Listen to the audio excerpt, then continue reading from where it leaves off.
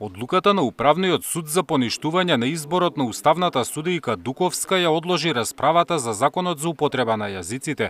На неколкучасовен состанок уставните судии заклучиле дека постапувањето на судскиот совет, собранието и управните судови предизвикале правен преседан и го втурнал судот во состојба со која досега се нема соочено.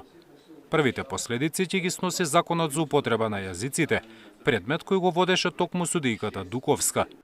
Да се одложи подготвителната седница по предметот за законот за употреба на јазиците која беше закажана за 19 јуни, од причина што судијата на кој се однесува поништената одлука за избор со пресудата на Управниот суд е судија известител на конкретниот предмет, а дополнително судот има донесено заклучок според кој постапувањето по овој предмет треба да биде во полн состав на судот.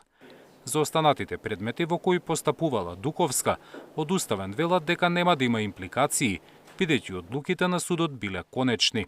Според одлуката на Управен, изборот на уставната судијка Дуковска е поништен бидејќи иако имало тројца кандидати, судскиот совет гласал само за неа. Од Управен велат дека со тоа на останатите кандидати им била ускратена можноста за еднаквост при изборот и поддршка преку гласање. Од судскиот совет велат дека штом ја добијат одлуката ќе се разгледа и на седница ќе има нов избор, а предлогот ќе биде испратен до собранието. Министерот за правда вели нема рок за избор на нов уставен судија, но го повика судски да ја повтори постапката.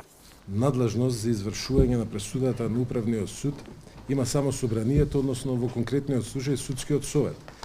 Така да должност на судскиот совет е согласно препораките, односно пресудата на Управниот суд, да ја повтори постапката, да ги зема во предвид препораките и да достави нов предлог до собранието. Одлуката за поништување на изборот на Дуковска следи откако нејзината против кандидатка Антоанета Димовска ја оспори постапката пред Управниот суд. Подоцна Димовска беше избрана за член на судски совет. Зоран Јаневски, Сител телевизија.